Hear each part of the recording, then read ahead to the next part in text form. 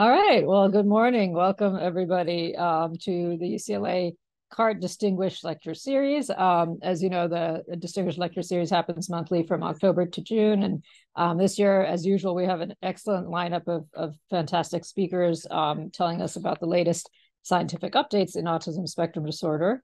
And first, we just want to start off by thanking, of course, the UCLA Tarjan Center, the UCLA Intellectual and Developmental Disabilities Research Center, the UCLA Brain Research Institute, the UCLA Can Reach Training Program, all of them for helping sponsor these events.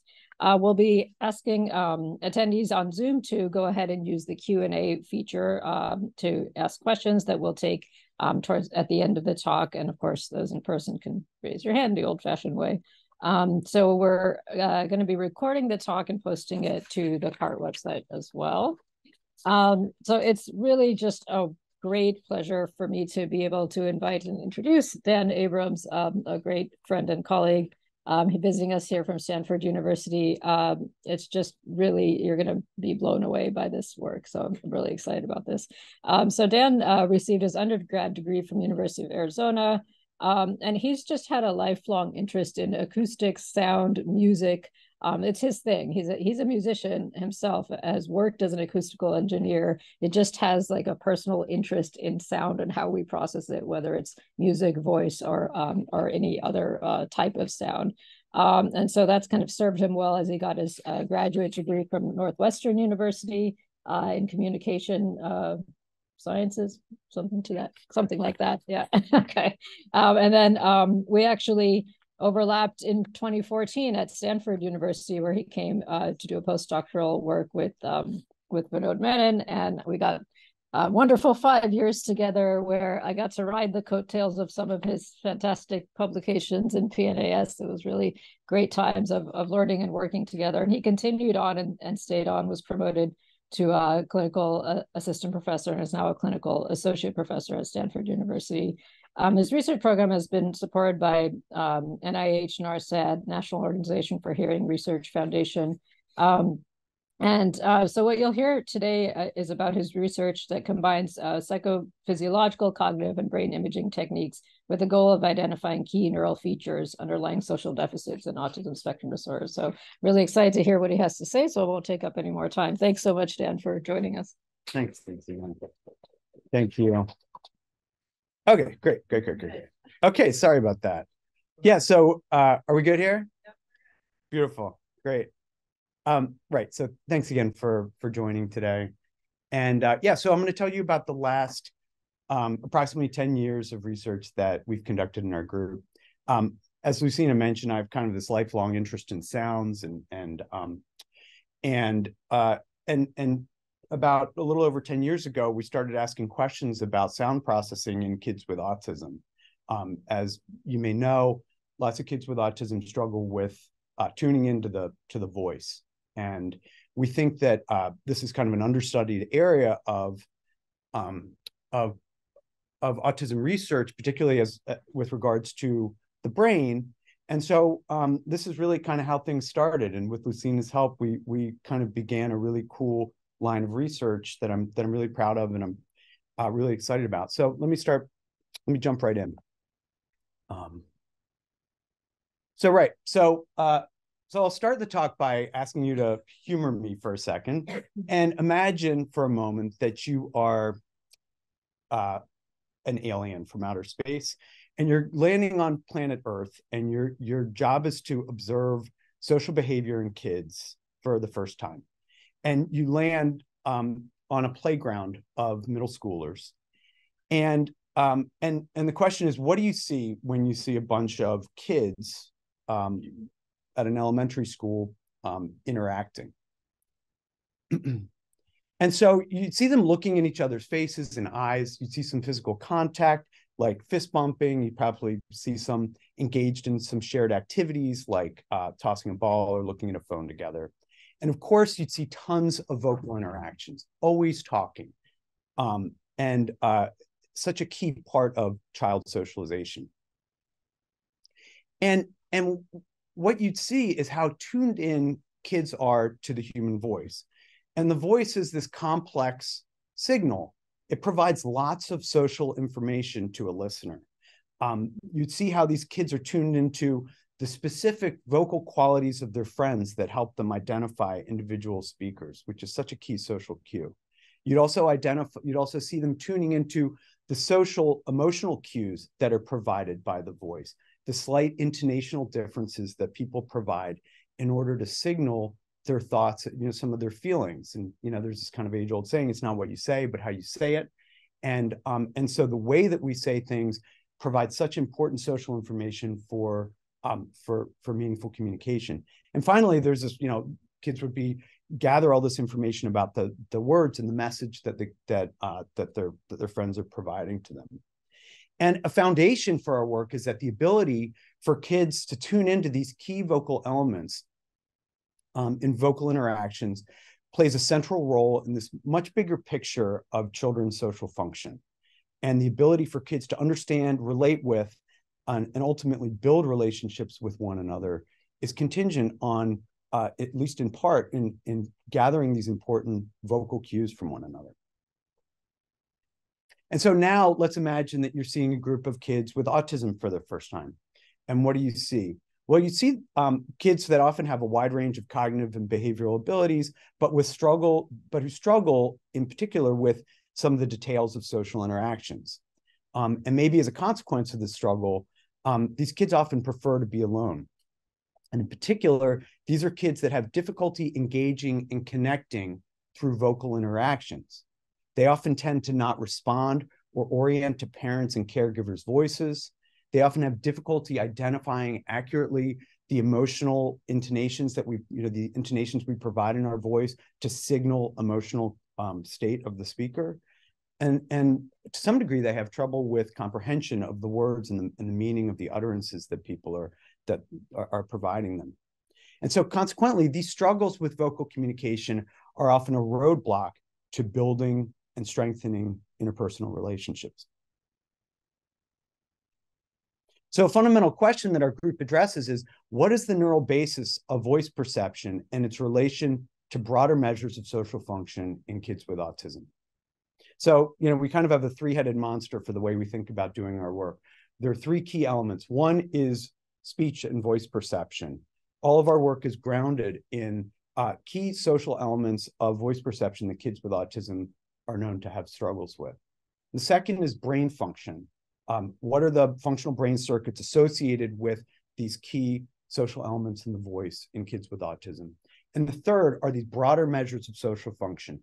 How does the voice fit into this big picture of social communication deficits in kids with autism?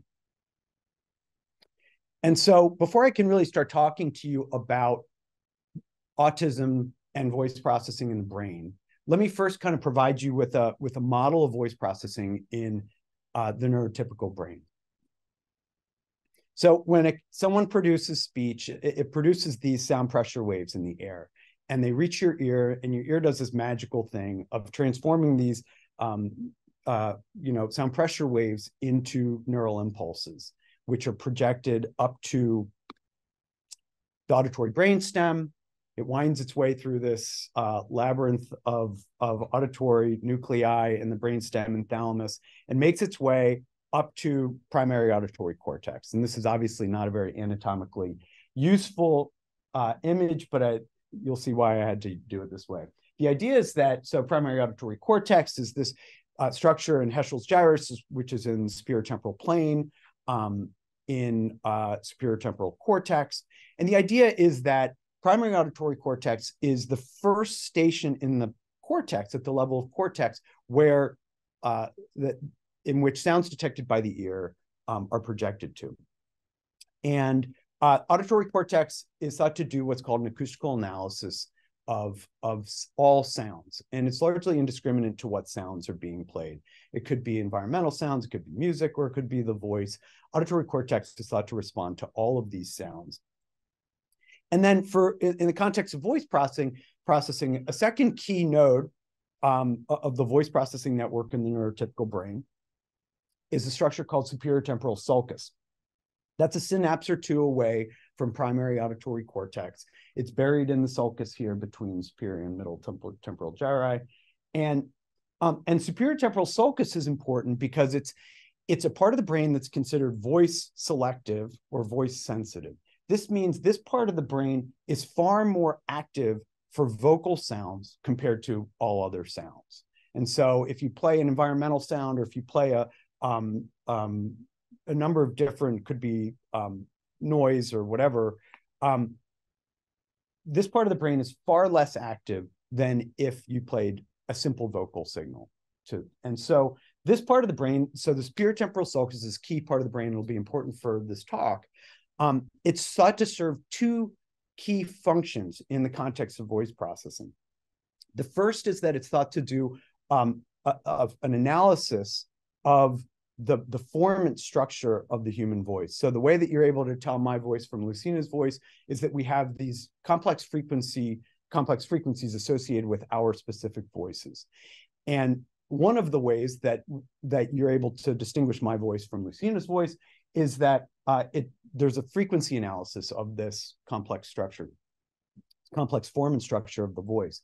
And the superior temporal sulcus is thought to be a key node in the brain for performing this kind of frequency analysis of human voices. That's the first key role of the STS in voice perception.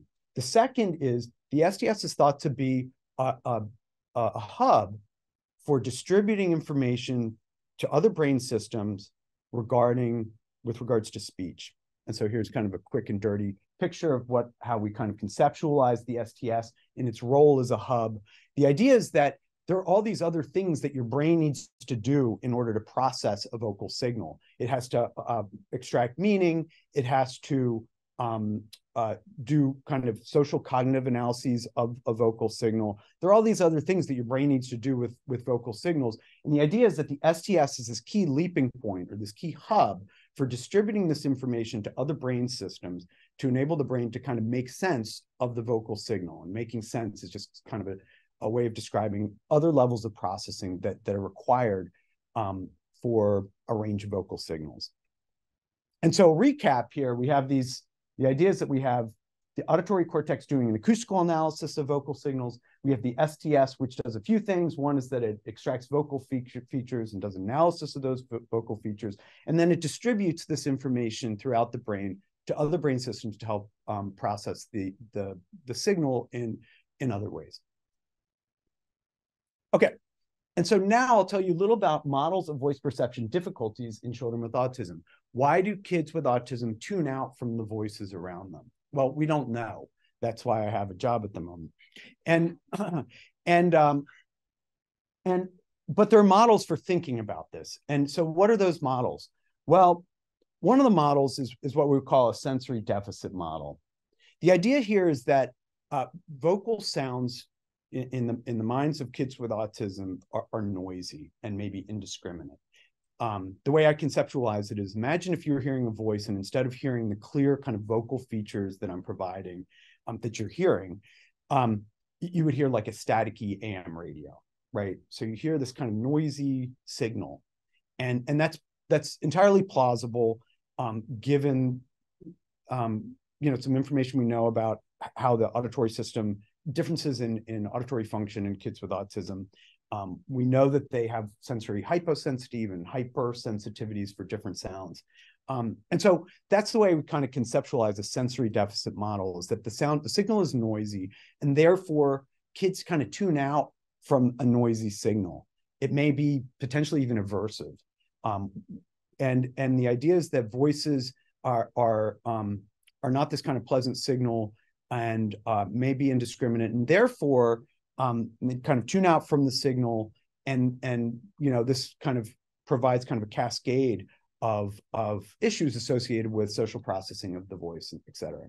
And so in the brain, the way we would think about sensory level deficits is that we should see some kind of a readout in primary auditory cortex for an acoustic level deficit for voice processing.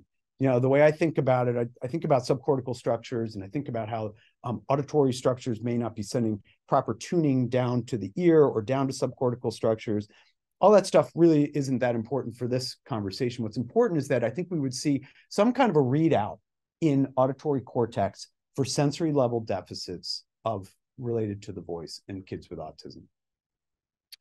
A second possible model for considering voice processing difficulties in kids with autism is a social motivation and social cognition deficit. The idea here is that auditory signals are largely, auditory processing in kids with autism is sufficiently intact in kids with autism for them to be able to kind of receive the signal. But there's a specific disconnect with parts of the brain that are associated with social reward and social cognition. And, a quick little side tour into the notion of social motivation. This idea in autism has been around for a few decades now. The idea is that during typical development, from a very early stage of development, kids are really drawn into the social cues, are inherently rewarded by simple social cues, seeing a face, hearing a voice. These simple social cues, for example, if you've ever spent time with an infant, a couple months old, they're listening to everything going on in the room. If you watch their eyes, they'll follow a conversation. This person's talking, that person's talking. They have no idea what you're saying. There's no meaning here for them. But they hear these sounds and they're engaged by these sounds, kind of intrinsically and inherently rewarded in some way by hearing these voices, and as other social cues, of course. And the idea is that through this kind of inherent attraction to basic social cues, it's this kind of first and critical stage for joining this social game that we play. By hearing these sounds and tuning into them, being kind of naturally rewarded by them, you start to discriminate sounds, and kids will start to mimic sounds and then eventually ascribe meaning to these sounds. And so, but the idea is that without this initial attraction to these sounds, this sequence could kind of go awry. And so this is the idea of social motivation. In the context of autism, the idea is that kids with autism may not have this initial kind of attraction and reward associated with these simple social signals. And this could disrupt this kind of sequence, important developmental sequence with acquiring social skills. And so in the brain, we might conceptualize a social motivation impairment with disconnects in the brain between voice processing systems and the reward circuit. The reward circuit includes a series of nodes in the brain that are well established for a range of different kind of motivation and reward, for anticipation of reward and receiving reward. And so we would hypothesize that a social motivation deficit would be associated with some kind of a impairment for how voice processing systems connect to reward centers in the brain. And similarly, a social cognitive deficit would postulate that there's some kind of disconnect between voice processing systems in the brain and parts of the brain that we know are important for social cognition. So here I've kind of highlighted a part of the brain called the temporoparietal junction, which we know is important for mentalizing or theory of mind. And so one might hypothesize that theory of mind related things, that these kind of disconnects in the brain might happen for certain elements of voice processing in kids with autism. So these are the models. And so here, let me kind of start. So the first study I'll describe, a little over 10 years ago, Lucina and I were, Lucina was an instructor at Stanford and I was a postdoc.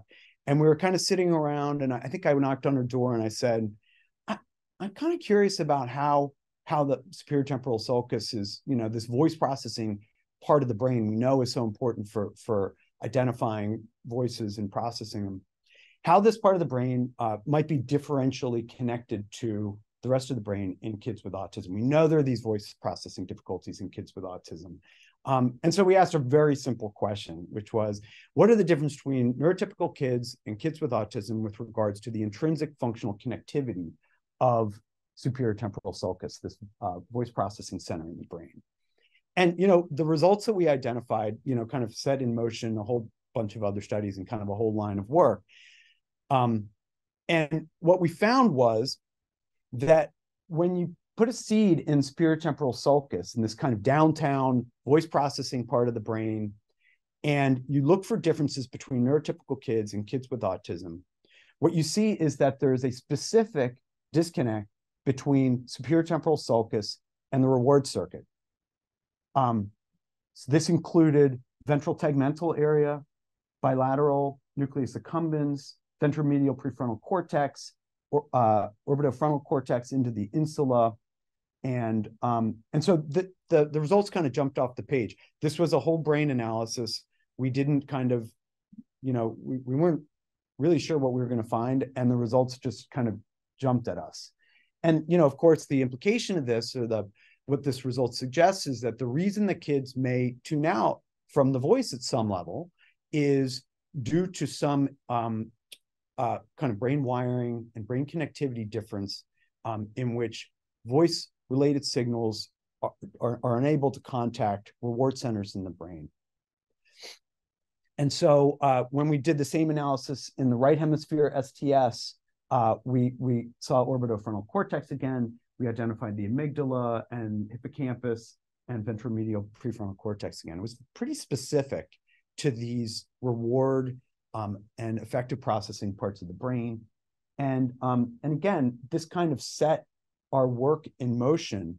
And we followed up on these, and we've been kind of following up on these results for quite a while now, to examine, this is during rest, and this can only kind of tell us so much about the functioning brain in kids with autism. And so what we needed to do and what we wanted to do was to further study what the brain in autism, what the autistic brain is doing during specific voice-related tasks.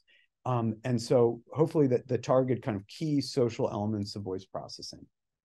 And so now I'll take you through a few of our studies that examined voice processing in both neurotypical kids and kids with autism that really examine these social elements of the voice. And so the first study that we did, the first task-based study that we did, examines this question of who is speaking, right? It's such a fundamental element. Like, you hear a voice, back in the old days, you used to pick up a phone. And before you saw, like, there was no caller ID or anything. God, it's that old. And you'd have to kind of quickly identify who's talking. And it's so automatic. Like, you could tell if it's mom or your friend or whoever it was so quickly. It's such a fundamental part of kind of social interaction and using the voice in a social way. And so we kind of wanted to take a step further in the context of autism. And what we did was we examined biologically salient voices. The idea is, and in this case, we examined mother's voice processing, not because we didn't think father or caregivers or other kind of family members weren't important, but just because there's this really long and important literature examining specifically mother's voice as it relates to language and child development. And the question we asked is there a difference in the way that the brain in kids with autism process mother's voice? This kind of, which the mother's voice is thought to be a rewarding signal for young kids. Mom provides all kinds of tender loving care, nourishment, comfort, and of course teaches the child all about the social world and the language world. And it's this important, biologically important signal for a child. And so, and also a rewarding signal. And so here we've kind of previously found this reward-related kind of difference in kids with autism. And we thought, oh, what a cool way to kind of study this is to use this intrinsically rewarding signal in these kids. And so note that, these are the kids that we study are between 7 and 12 years old. Of course, we would love to study much younger kids. There are lots of challenges with studying kids with autism that are below 7 years old. There are plenty of challenges associated with studying children with autism 7 and up. So at some level, we're kind of, that's the age range of our population, for better or for worse. And so first, I'm going to take you through results from neurotypical kids. So before we can kind of understand the profile of voice processing kids with autism, here's what we found in neurotypical kids. We did this really simple study. We had mothers. Here's the study design. We had mothers saying nonsense words. Why nonsense words? Well, if we had moms and unfamiliar voices saying airplane or car, and one kid has a fear of airplanes and another kid doesn't, then we've got semantics all wrapped into the thing. So we use nonsense words. They don't mean anything. They hopefully take the whole semantic question out of the study. We really kind of think about voices like an instrument. I have a slightly different vocal instrument than you do, and the idea is what parts of the brain are able to identify this super special instrument, right? Mom's voice. And so here, just a sample of the sounds we would play. So they're nonsense words. The funny thing about nonsense words is they all sound kind of funny. And so we have different speakers saying the same nonsense words. And so we have the two unfamiliar voices saying these T-Badaishalt nonsense words and Ki-Badaishalt and Pi-Badaishalt. And then the important comparison in the analysis was, well, what parts of the brain are more active for mothers compared to unfamiliar female voices? And, we carefully controlled the stimuli for duration and for amplitude. So all the sounds were the same level and the same duration. And what we found in neurotypical kids was that there's this really pronounced neural response in neurotypical kids when they hear a mother's voice compared to an unfamiliar female voice saying the exact same thing. We were expecting some very subtle results here because the sounds, I've done enough auditory research to know that if you slightly change part of the auditory signal, there usually isn't a gigantic response here. The levels are the same, the duration is the same, it's less than a second of sound. And what you see is when a child hears their own mother's voice compared to an unfamiliar voice saying the same thing, you see this really pronounced and extensive activation pattern across subcortical and cortical regions. This includes primary auditory regions in Heschel's gyrus and also down in the midbrain. Inferior colliculus is the primary nucleus for the auditory system in the midbrain, and then all up and down superior temporal gyrus and superior temporal sulcus into the amygdala, also down to the fusiform, and then ventromedial prefrontal cortex and bilateral nucleus accumbens in the mesolimbic reward system, and then also into the salience network, including anterior insula and dorsal ACC. And a quick shout out to Paola for helping with this. She was instrumental in gathering these data and super important for the study.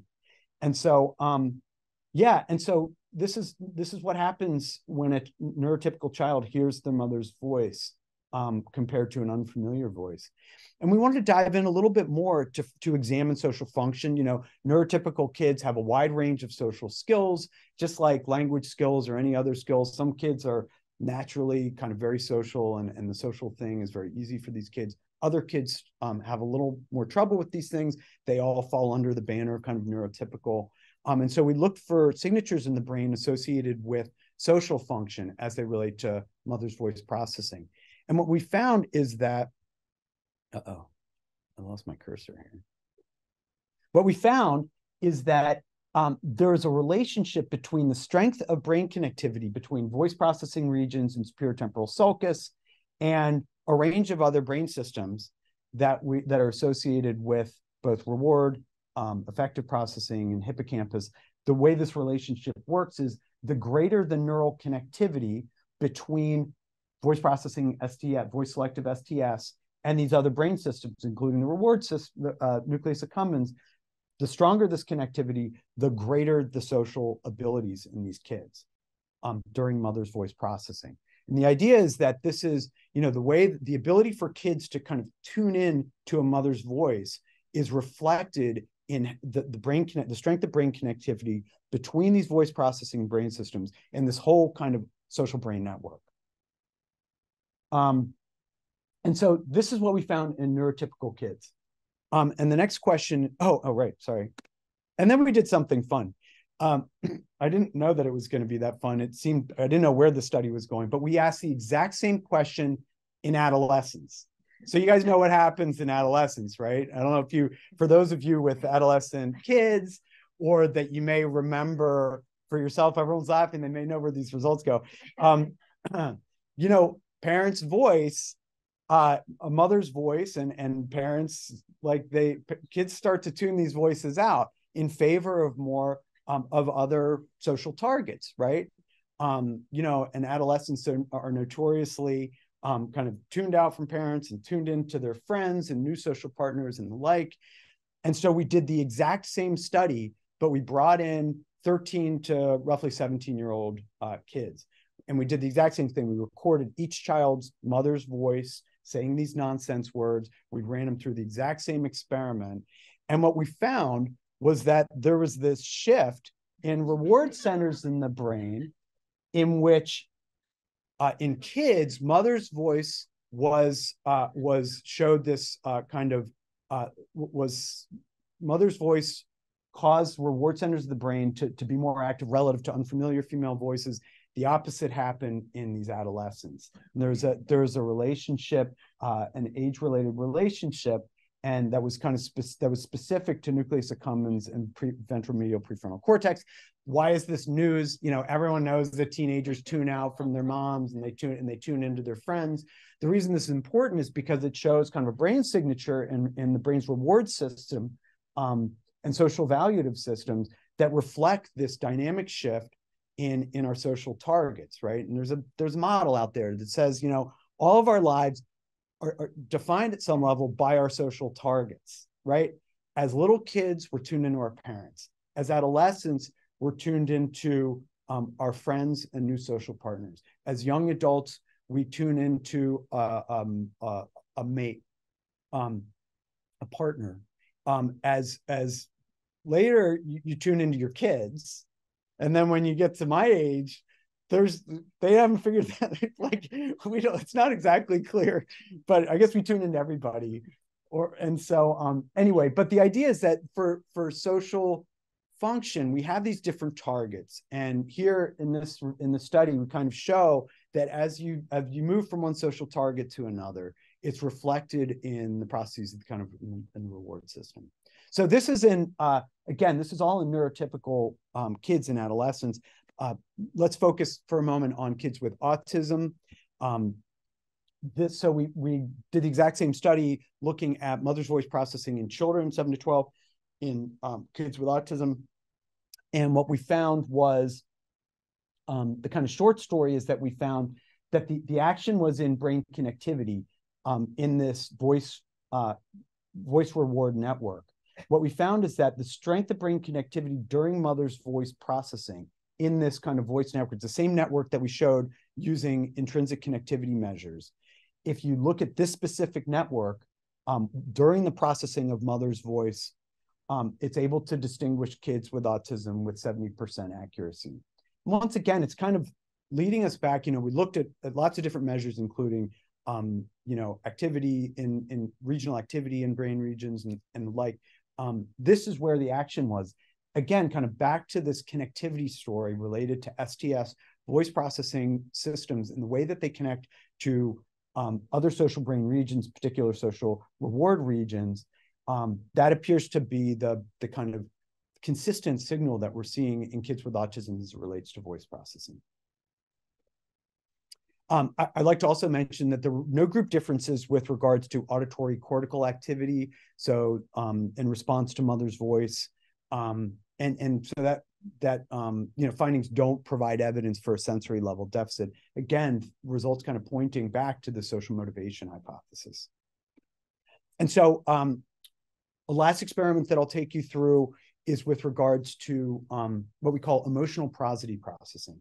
So this is, obviously when you hear someone talk, you're hearing the intonation of their voice, and there are a bunch of kind of stereotypical vocal patterns that people provide when they are happy or they're sad or they're confused or they're anxious. When people are happy, generally the pitch of their voice raises and the speech rate starts to accelerate, and there are a number of kind of vocal patterns associated with these different emotions of the speaker. And we neurotypical folks are able to easily identify these cues and attribute kind of and assign those vocal cues to a mental state of the speaker. And we do this in conversation constantly. And so we designed a study to, and importantly, kids with autism often struggle to identify these subtle vocal inflections in the voice that signal a speaker's emotional state. And so we designed another study to look at what we call emotional prosody processing in the brain. And with the help of my awesome postdoc, Simon Leopold, who's now at Donders, we designed the study. We used these semantically neutral sentences like "a bag is in the room" and my spoon is on the table. And we had a professional actress come in, and we recorded her voice saying these sentences using different tones of voice: a sad, a neutral, and happy. For example, here, wait, where's my? Come on back. Here we go. There we go. A bag is in the room. A bag is in the room. And here's a happy version. A bag is in the room. And so it's these little subtle cues, right? That kind of, all these auditory things kind of sound funny when you isolate them. But you know, they signal these important things about a speaker that sometimes speakers don't want to say, right? They just show it. And but it's crucial for really understanding, and it's important for being able to empathize, like, because if you don't know how someone's feeling and they don't want to tell you, but you can glean it, then you're more likely to be able to provide support and empathy. So it's really an important social element for voice processing. A bag is in the room. Sorry. We don't need to do that. Bag is in the room. Bag is in the room. How do I get out of this doom? Okay, great. Right. And so the first study we published was in neurotypical kids.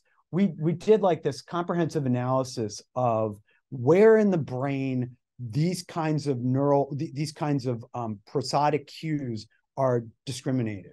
And so we looked across the entire brain, and we did a decoding analysis. And what we found was that bilateral STG and STS, these yellow brain regions here, these are the parts of the brain that most highly kind of discriminated between these emotional prosody cues in speech. And the reason that's important is because, you know, I kind of mentioned previously, STS has these two functions. One is that it's thought to do some kind of frequency analysis and pitch analysis for vocal stimuli. And the idea is that there's some kind of a template matching going on. We have these templates of how certain voices, and in this case, certain prosodic cues, we have these templates stored in superior temporal cortex. This kind of supports that hypothesis by showing that the brain regions that are able to decode these different prosodic cues, they're up in superior temporal sulcus and cortex. And the idea is that there's, again, some kind of template matching going on, and kind of is consistent with this model of STS function for processing these kind of subtle acoustic cues in the voice. And so we also looked at, we didn't have a ton of subjects, but we still did an analysis looking at social function. And what we found was that there was a relationship between the strength of classification accuracy, that classification accuracy was related to social communication ability in the superior temporal sulcus in our neurotypical kids. Again, we're interested not only in social function in kids with autism, but understanding variance in neurotypical kids and how they're able to kind of tune into social partners and how the voice reflects this. Here, this result shows this kind of accuracy, decoding accuracy for emotional prosody cues, and this much bigger picture of social communication ability in kids, in neurotypical kids. And finally, we did the same experiment in kids with autism. We asked this question about how a speaker is feeling. And the first result from this was we showed that, first of all, we showed that our kids with autism indeed had emotion recognition deficits. So this is just a behavioral measure.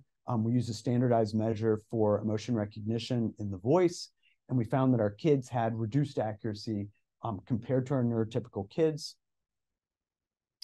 And then in the brain analysis, we show, once again, there was this kind of brain connectivity disconnect between superior temporal sulcus, this kind of voice selective part of the brain. But in this case, there was a disconnect with bilateral temporoparietal junction. The TPJ, as it's called, is an important part of the brain for mentalizing, theory of mind processing, decoding someone's vocal intonations. The mental state of a speaker amounts to kind of a theory of mind task. You're trying to understand the thought or this mental state of somebody else. And so it was interesting how the TPJ kind of jumped out in the results.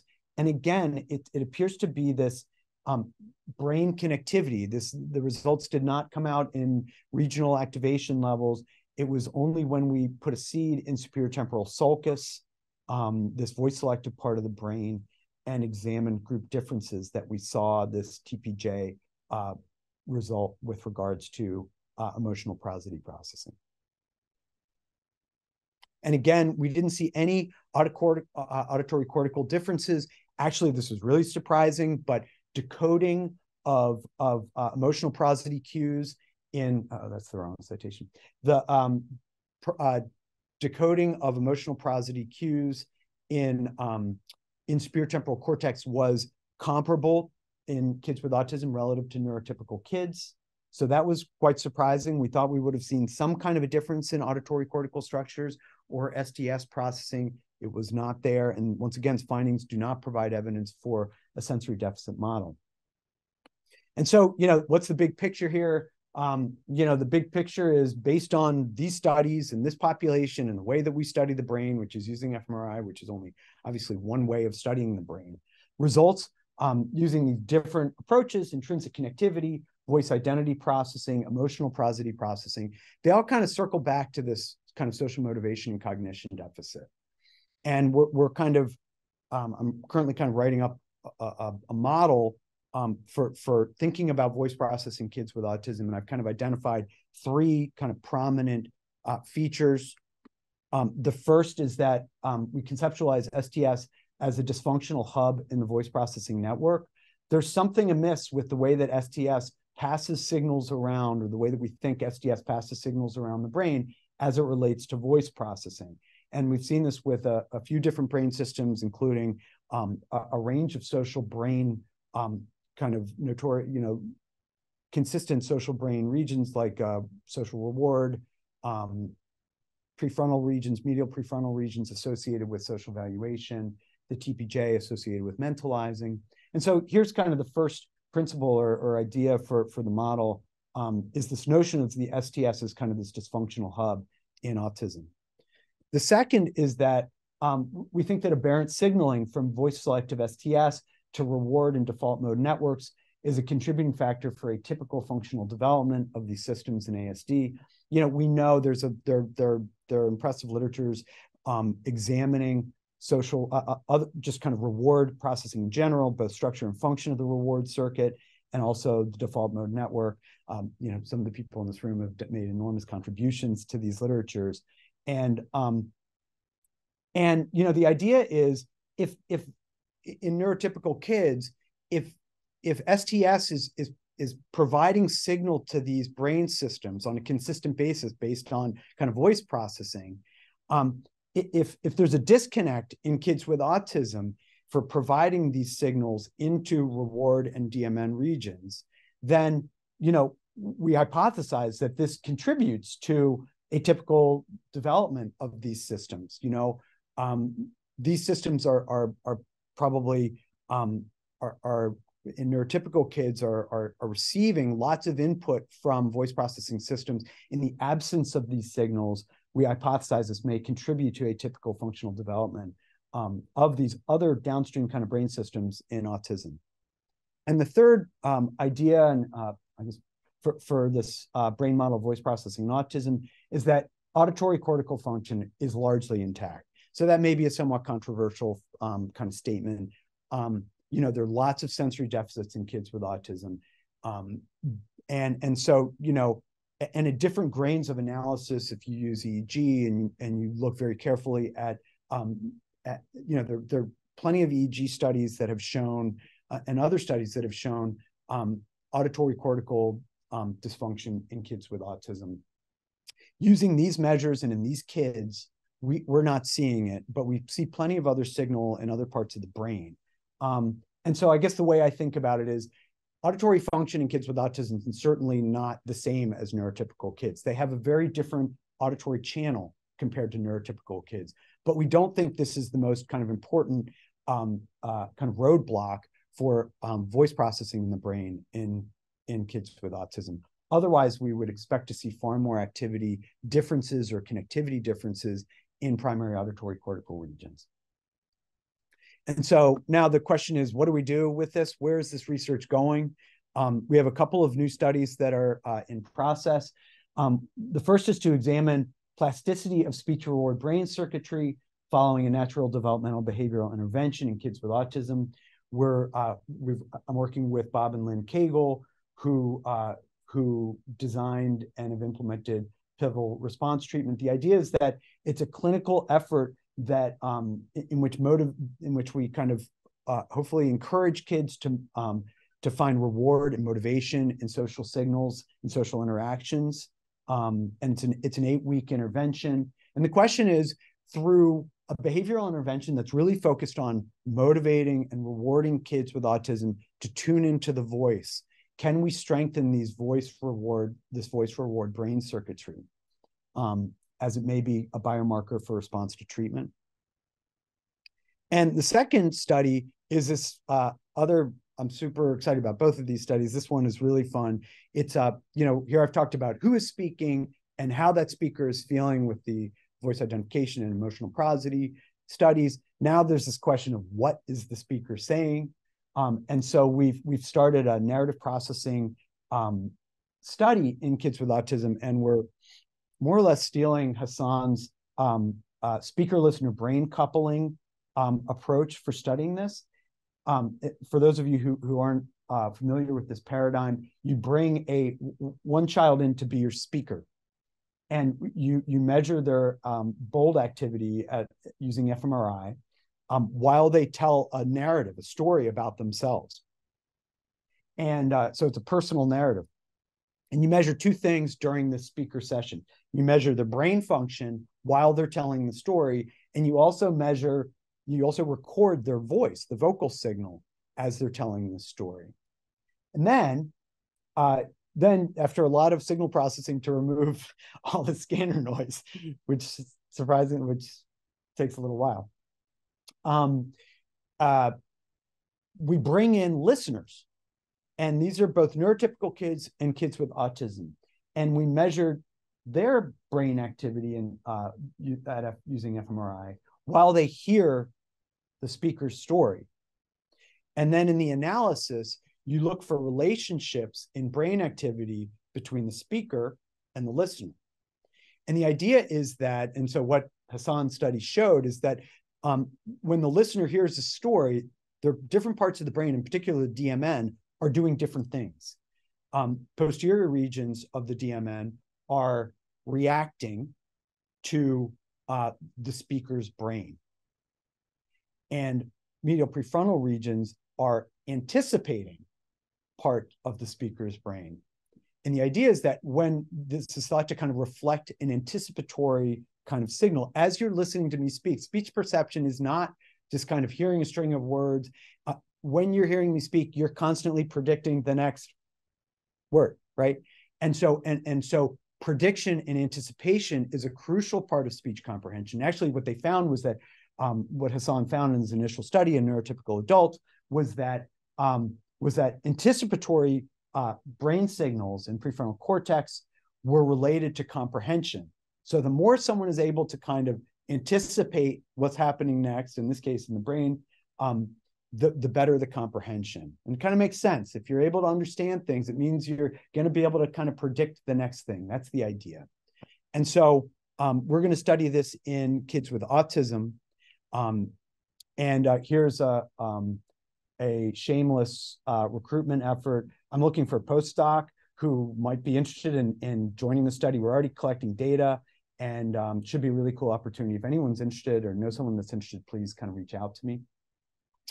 And I'd like to close by thanking all my wonderful collaborators, including Lucina and Paola, who are in this room, and Amanda Baker, who recently left UCLA, finished here at UCLA with a PhD, and our generous funding sources, including NIH, Simons Foundation.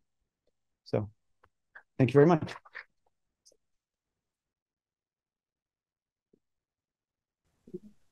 Oh, sorry. Susan. I was just going to ask if you've done any structural studies looking at like UTI or anything like that to see if there are some fundamental differences in social connectivity that might underlie any of the findings. Oh, yeah, sorry. The question is if we've done any structural analyses to examine whether there are fundamental kind of structural disconnects between some of these brain systems that I mentioned. All of the previous results that I reported are functional in nature. The answer is no, we haven't, but I know exactly which tracks I'd like to look at. I've thought about it. The idea is that in the auditory system, you would look down what amounts to the ventral pathway. This is a pathway that leads from posterior superior temporal cortex down temporal cortex through the extreme capsule, probably into orbitofrontal cortex. This is where we would go, I would imagine we would go hunting. I have not done that. That's a great project. We have all this DTI data, and it would be another great project for a postdoc. And so a nice opportunity. And I would of course hypothesize that, I would think that there are probably structural differences there. That analysis hasn't been done by other groups, and we haven't done it either. So it's an open question. Yeah, so I have a couple questions. I mean, so I noticed, especially in the beginning, a lot of the things are related to social behavior in autism and in neurotypicals. So I have two questions. One is, how is it actually related to language functions and language comprehension? And number two, autism is really variable. And even in the neurotypicals, really show very nicely how the variability in the neurotypicals is related to social function in those. And I'm just wondering, do you see more variability in autism? Is it the same level of inter-individual variability, or are there some autistic kids who look like neurotypicals? And I mean, obviously there was one test down there where you have like a 70% discriminant, so that means that some might look just like neurotypicals. And I'm just wondering, is there anything different about those kids in terms of language functioning and stuff like that? Just rather than thinking about group differences, thinking about the individual. Yeah, great question. So, initially, so first the language question, which is a great question, and this is something that took me a while to kind of wrap my head around. The kids that we're able to bring into these studies to do these functional tasks are very kind of high functioning kids.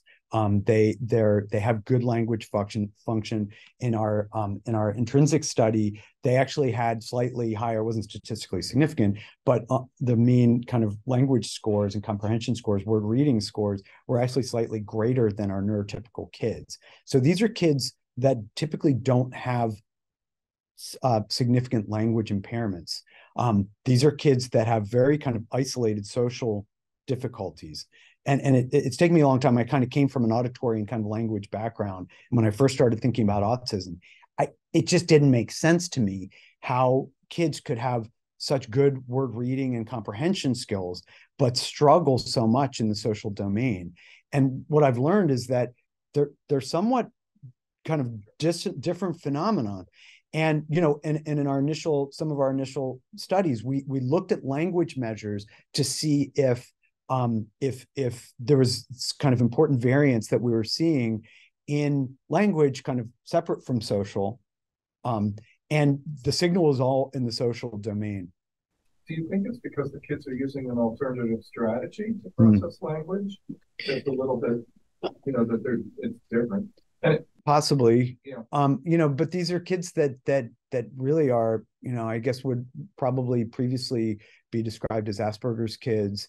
And so language was never really their biggest challenge. It was kind of the pragmatics and the use of language, which was their struggle. And so that's the way I've kind of come to think about language function, but it's a great question. The second question you have is with regards to individual differences in kids with autism. We looked at these in these studies, and I should have presented them. I'm realizing now that you asked, I omitted them, but we used the same measures to look at, for example, during mother's voice processing and during intrinsic connectivity in the intrinsic connectivity measures. And not only did these connectivity measures between voice and reward processing and social brain regions predict group differences, it was also in the autism group, it was able to predict social abilities as a continuous variable. So these same measures that distinguish groups were able to also identify individual differences in kids with autism. But going back to your other question, was there more variance in kids with autism? I think that's certainly the case. There were kids that had, that whose brains kind of more resembled kids with autism, but the way that worked out is, or neurotypical kids, the way that worked out is they were, they typically had higher social function as well. And so, so those are the relationships with regards to individual differences. Yeah. Hi. Go ahead. I was going to ask about like the intra-individual differences. So like in EEG studies of like low-level auditory processing, they show like higher trial-to-trial variability. Yeah. Do you think that could be like one of the mechanisms that leads to people considering connectivity? And do you think that might play into like the prediction and like not being able to predict sort of your responses so variable? Yeah, great question. So the question is, do inter-individual response differences in kids with autism, do they play a role in some of the group differences that we're seeing, or some of the kind of autism signatures that we showed? That's a great question. I've not looked at it. I would think that probably is the case. There's such nice evidence out there about inconsistencies in auditory processing in kids with autism, and also other populations, right? And I guess any population in which kind of auditory function is in question, I would probably hypothesize that there's greater variability, weaker tuning, et cetera. And that may well contribute to some of the brain signatures we're seeing. What that relationship is, we haven't explored, but it's a great question. So there's a couple of Zoom questions. Can I just take one? Yeah. Ignoring Zoom. Yeah, please. There's a question of is there a social behavioral effect, if you know about this literature, in mice that are deafened at different stages of life? Has that been looked at? Do these results suggest that if it has, do they suggest that mice are good or bad models for social deficits in autism based on stuff? But it's fine if we don't know. But are there any mouse models of like deafening in different stages, and how is that important to answer those questions? Great question. So I'll repeat the question, which is: Are there animal models that have examined deafening rodents at different stages of development to look at whether that impacts social development of mice? Off the top of my head, I can't think of any studies that have done that. I guess the things, the animal models that I feel like resonate the most, at least in my mind, regarding this work is with regards to some of the optogenetic studies that have been done in mice, where they singularly activate and deactivate reward populations of neurons in the dopaminergic reward system, and this causes these significant fluctuations in the mice's social function. And so they kind of assay social skills. They knock out some genes associated with social cues, social skills in mice, and then they're able to use optogenetics to reactivate some of these neurons. That's my kind of understanding. And the idea is that these reward systems and the activation of dopaminergic reward system is crucial for this level of social function.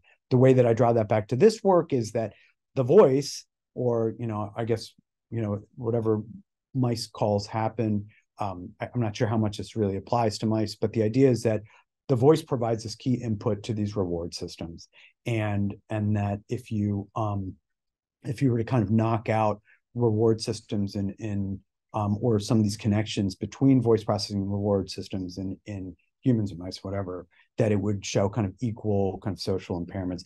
The struggle with studying mice, though, and obviously this research is absolutely astonishing, but there's only so much a mouse can tell us about human behavior and social function, right? So complex our behavior, and we kind of take for granted how complex our social function is and how kind of straightforward it is for many of us. But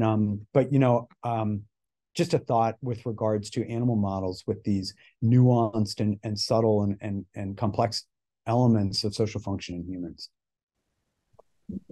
Yeah, I know we're out of time, so I'll let people come up with their final questions, but let's thank our speaker once again. Thank you. Thanks so much.